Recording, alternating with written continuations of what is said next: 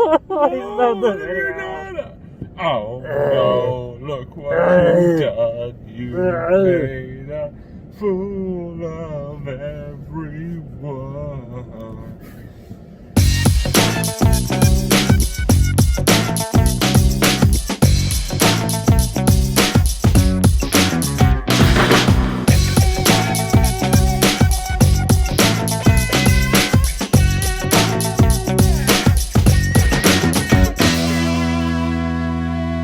Hey, what's up, everybody, and welcome to another edition of On a Couch Talking Sports. As always, I'm Robbie. This is Kyle. Kyle, how tonight, buddy? Yeah, pretty good, actually. How about you? Doing well. Yeah, another lovely Wednesday night here in a car talking sports.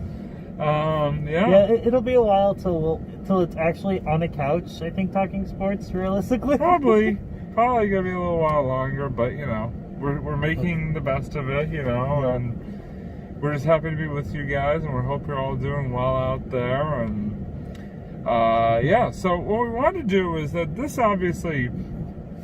fall sports season has been quite a unique one, obviously, on all levels, because of just all the different restrictions, and some sports can play and others can't, and just all the goings-on that have been going on. And obviously here in Massachusetts, the high school fall season has definitely been impacted with several sports, you know, sort of having to be moved around, or, you know, different guidelines and rules for different sports to be able to play. So what we want to do tonight, though, is kind of put a fun spin on things and take a look at how our alma mater, the Wellesley High School Raider fall sports teams have been faring this fall. The ones that the teams have actually gotten to play. There you go. And there's been a bunch of them, honestly. So let's jump right into it. Like literally just jumping. We'll start with the girls soccer team, who is 2-1-2 so far in the season. By the way, a little bit of an interesting sort of side note is that all of the teams this year are just playing conference schedules. So no team they're not really playing any like out of conference teams, you know, sort of cut down on travel and stuff like that. So yeah, girls soccer 2-1-2. There you go. So far, a winning record for the Wellesley High girls soccer team. Boys soccer, a little bit below 500 at 1-2-1, still not too bad. I mean, you know, kind of like right around that 500 mark. Field hockey having quite a good fall season at 5-1-1 overall. Oh, yeah, very nice. Yeah, very impressive work put in by the Raider field hockey team so far this season. Girls swimming, who by the way is the defending Division II state champion. Wellesley High girls swim team. They are 6-0 so far there. They have not lost a meet. So continuing that success from 2019 on into 2020. Cool. Boys golf has played the most games so far of any Raider fall team, and they stand at 10-0. Nice. Overall. Wow. 10-0. Yeah, boys golf swinging those clubs well this fall. Seriously. Season.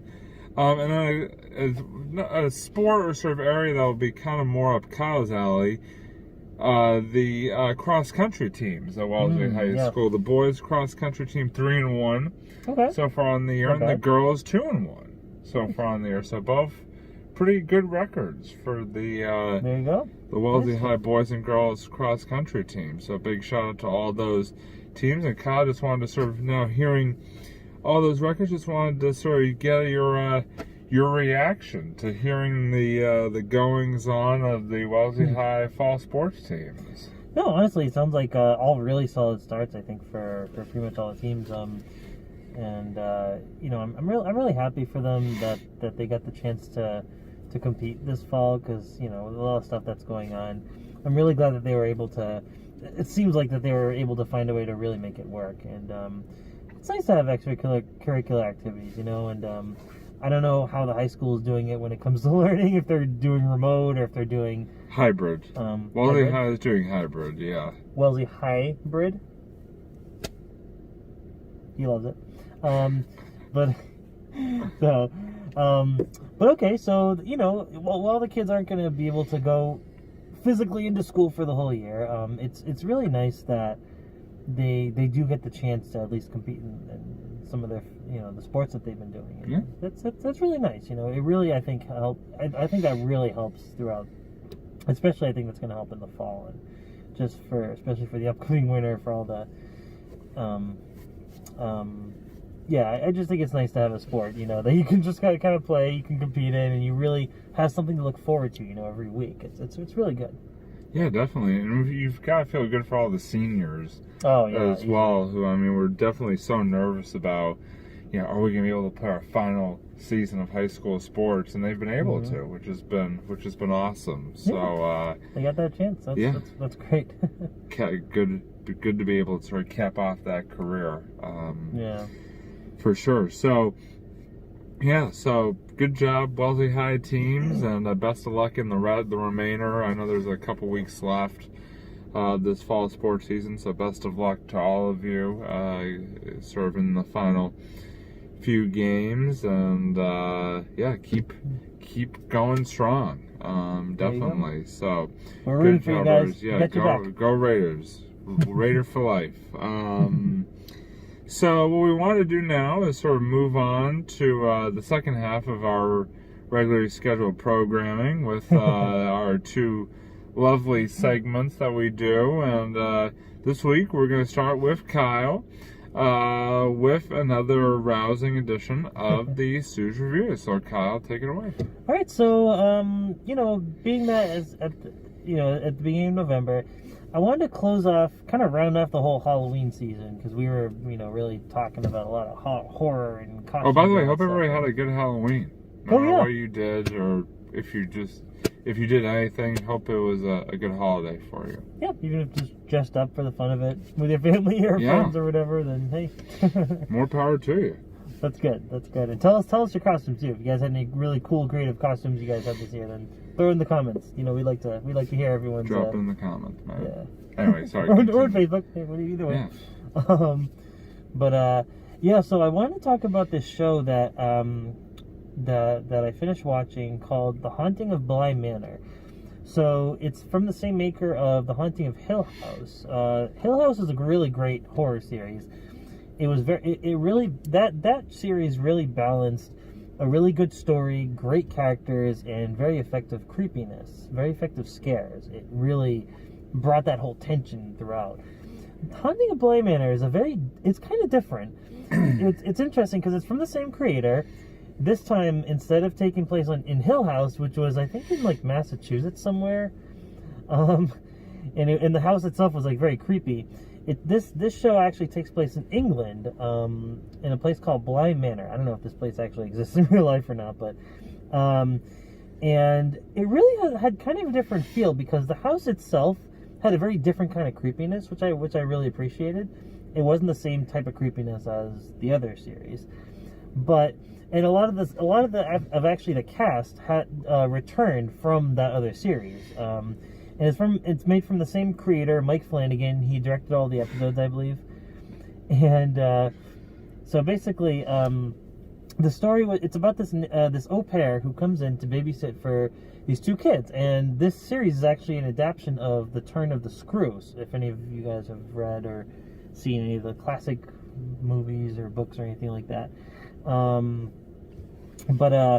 yeah, so it's different from those versions. Like it kind of takes its own liberties, and it really kind of goes liberty.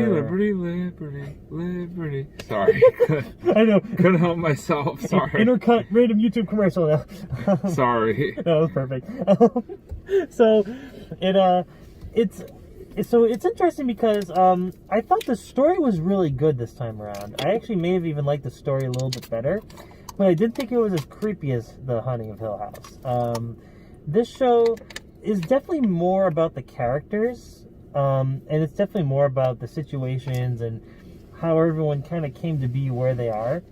And there's a lot of really interesting twists and turns in the show too, just like there were in Hill House. But it's just not as creepy. So I'm just gonna let you guys know that if you come into the show thinking it's gonna be the creepiest show, I personally didn't think it was as creepy as Hill House. Hill House, I thought, had much more terrifying moments throughout.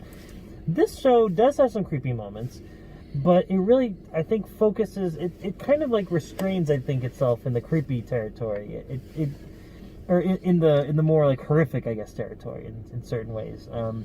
So I mean, that's just my opinion. Maybe you guys had a different opinion when watching it, but I still thought it was a really good show. I still think you guys should watch it, even after Halloween's over.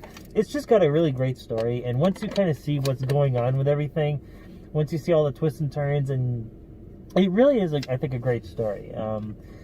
And I just thought all the performances were fantastic in it. So yeah, if you're looking for a good show on Netflix, if you're bored, if you've watched everything, your queue's all filled out and everything, then put the show on. I really think you'll enjoy it. It's not going to be the groundbreaking, horrific, oh no, the creepiest show that you'll ever see. But I think in this show, it does have a really good story, and I think it does actually have. It's just really good. So you'll enjoy it. Cool. Well, thank you, Kyle, for that lovely review, and for those of you at home, you also got to watch me try to find a bottle cap that I dropped on the floor here. Uh-oh. So it's all good. I'll find it later. Yeah, no worries. Just a water bottle. Not a big deal. All right. So now that the Sue's Reviews has concluded, it is now time for the Robbie's favorite fantasy football recap. This week was a tough week for the favorites. Very tough week for the favorites. BC played the number one team in the country, Clemson, and actually looked very sharp in the first half. They were up 28-13 at halftime. BC looked like they might be on their way to pulling off the upset. However, Clemson did rally back with 21 unanswered points in the second half to unfortunately pull out a 34-28 victory. Like I said, just a tough break for the Eagles, who battled tooth and nail with the Tigers. A lot to be proud of in that one, but BC ultimately sees their record drop to 4-3 on the year. So hopefully they can bounce back next week and get a victory and get back into the win column. And the Patriots, well, they dropped their fourth game in a row to the Bills. This was actually a lot more competitive than the San Francisco game was last week. The Patriots it was sort of much more back and forth, and the Patriots were driving at the end of the game when unfortunately Cam Newton fumbled. And that basically gave the Bills the ball back, and that was all she wrote for that one. So the Pats now stand at 2-5 on the year, but they do have a really, really good opportunity to get back into the win column this week, as they're going to face the Jets, who are 0-8 so far in the season. So very, very good opportunity to get back into the W column for the Pats this week. So hopefully they can get it done come Monday night against the New York Jets. Now, we did have some good news on the fantasy front. Hold on a second. My fantasy team won this week. Yay for me. Nice, dude. I pulled out a 169.32 to 146.04 victory. For my second win of the season. There you go. I got some good production from Allen Robinson, Hardman, Dalvin Cook had 57 points. Good for Dalvin Cook. My kicker had 13 points. So yeah, it was a good overall performance for me. So now I am like I said, I have 2 wins and will look to try to make it 3 this week. It's going to be very tough, seeing the fact that a couple of my key guys have bye weeks this week, so we'll have to see how that all stacks up. But you know, anything is possible. So like I said, I hope everybody had a good Halloween. Hope everybody went out and voted on Tuesday or yesterday, because we're filming this on Wednesday. Hope everyone out and voted, which is definitely turning out to be a very stressful and gut-wrenching election. But you know, that's part of democracy. You know, you get these tight races sometimes, and you just gotta wait and see once all the votes are tallied, what the final results are. So that's the way the cookie crumbles. So that's gonna do it for this week's edition of On a Couch Talking Sports. Want to thank everybody as always for joining us, and as always want to just say to stay safe and healthy out there, and stay well, and we can't wait to see you guys next time. And until that next time, he's Kyle, I'm Robbie, and we'll see you next time.